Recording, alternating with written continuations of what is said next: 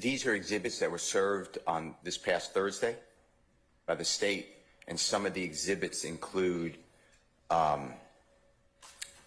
statements of witnesses that are not on witness lists. It would be a confrontation clause issue, hearsay issue.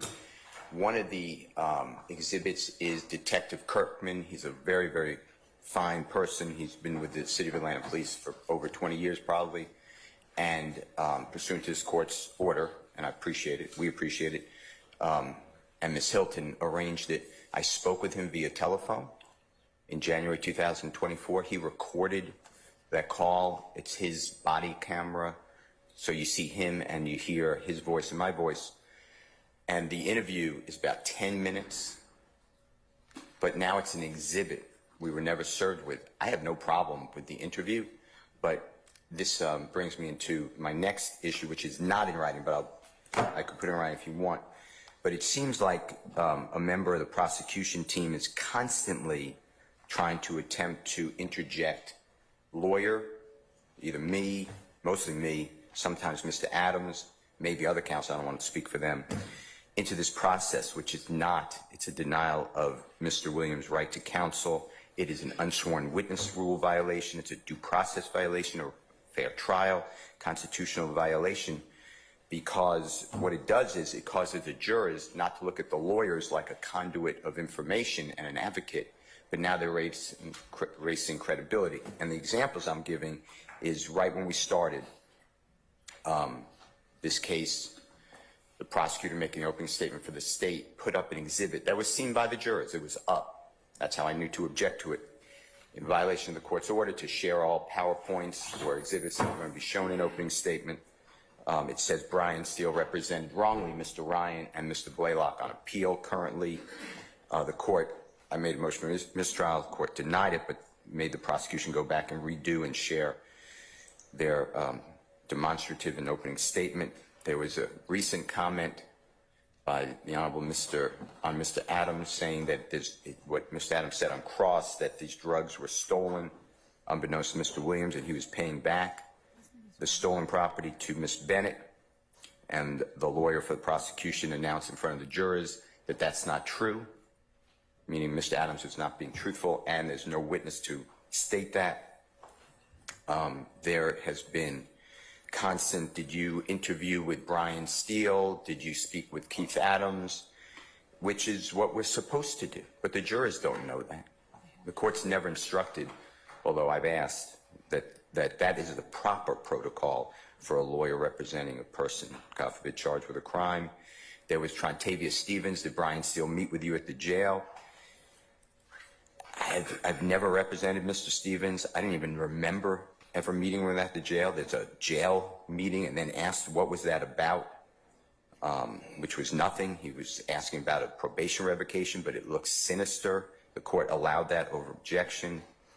Well, it goes to the witness's potential bias or motive to misrepresent. For example, if they talk to you, if a witness for anybody talks to the proponent and won't talk to the other side, that's a weight issue that the jury can decide. So, of course, I'll give the jury an instruction as to witness credibility and everything, but so that meeting with Mr. Stevens, I don't know if you realize this. It was in 2021, according to what the state gave me after he had left the scene. They couldn't pull up because Odyssey was down. They said they didn't have any notes of it and they didn't remember what date. That's before this case ever occurred. That doesn't go to bias. That's just trying to impugn a lawyer and inject a lawyer. Same thing with, did Brian Steele stop the tape recording in front of you from Mr. Bean, which is outrageous, no evidence of it whatsoever.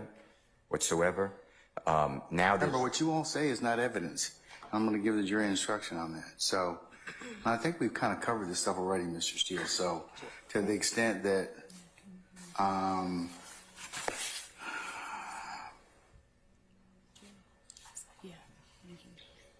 mean, I think some of it's premature in the sense that what I'll instruct the jury on and what how they're to consider it.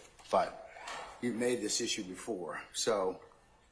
But how's my interview with Detective Kirkland? You should listen to it. It's about 10 minutes. How's that coming in? How's that coming into evidence? I'm sorry. Why does that come into evidence? I don't know. That has a chilling effect on a lawyer's work. I don't know. I'll ask Ms. Love in just a second. Well, that's what my motion did. In addition to that, is that Williams 45 or Williams 46? they're combined. It's in 45, but they're both targeting these new exhibits. Most of them, some of them, were never served in discovery at all. There's new witness that was never on the witness list in April. I mark it out to try to make everybody, and I heard what the prosecutor said, that she needs more time. I'm not trying to argue it. I just want to alert the court because we want to, you want to, we all want to streamline the case, not waste time.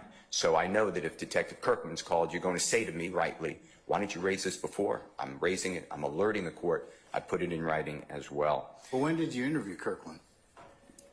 January 2024. Okay, well then it's April the 8th of 2024, almost 3 months ago. Yeah, I don't understand the question. I don't understand your inquiry. I mean, you had 3 months.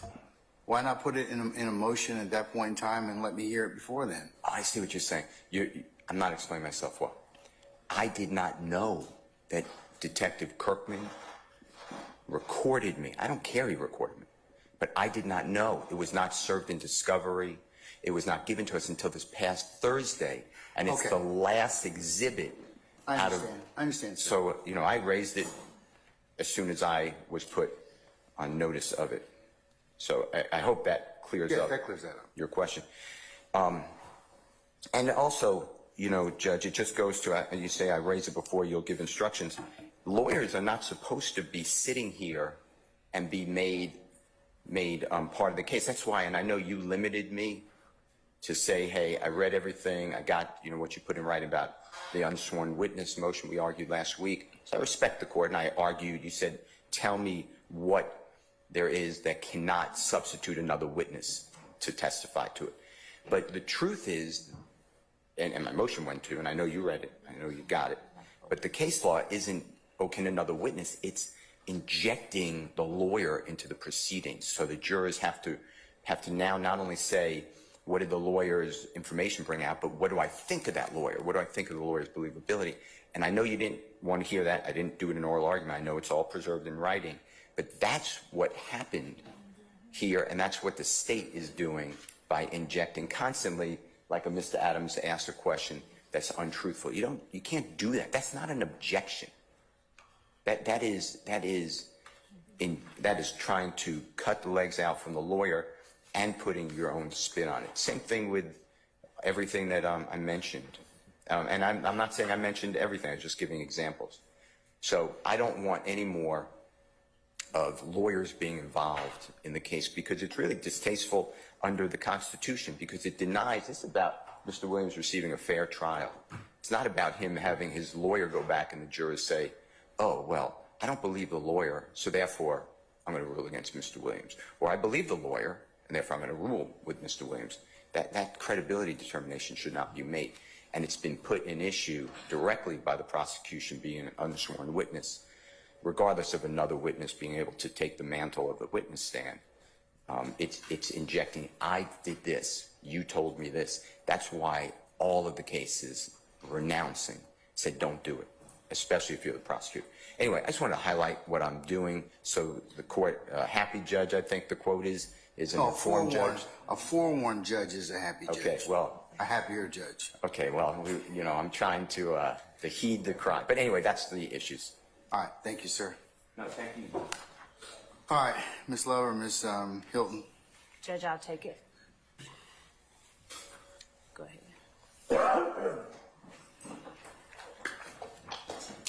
Again, Your Honor, What's I the believe purpose that of this is premature. of the tape of Kirkland Your Honor, Steele?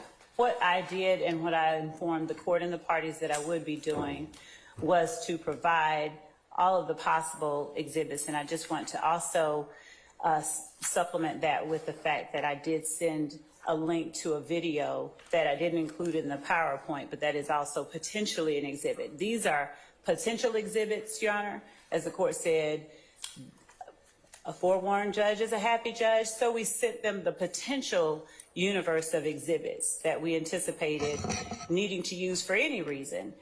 Impeachment, any reason, so that they cannot say, we did not know. We don't have them numbered as exhibit numbers because we don't know if we're even going to need to put them in.